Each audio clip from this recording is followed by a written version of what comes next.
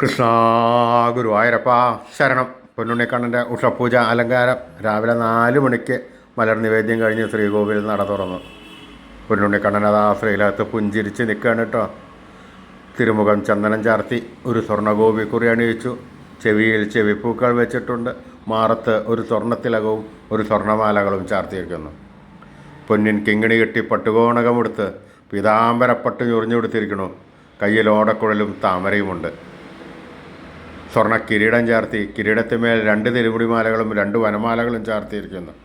ആ പൊന്നുണ്ണിക്കണ്ണൻ്റെ ആ സുന്ദര രൂപം, നമ്മുടെ ആ സച്ചിദാനന്ദക്കട്ടയുടെ ആ സുന്ദര രൂപം നമുക്കും നമ്മുടെ മനസ്സിലേക്കൊന്ന് ആവാഹിച്ച് പ്രതിഷ്ഠിച്ച് ആ കണ്ണനുമായി കുറച്ച് നേരം സംസാരിച്ച് ആ കണ്ണനെ ഒന്ന് താലോലിച്ച് ഒരു മുത്തം കൊടുത്ത് ആ കണ്ണൻ്റെ തൃക്കാൽക്കൽ വീണ് നമസ്കരിക്കാം.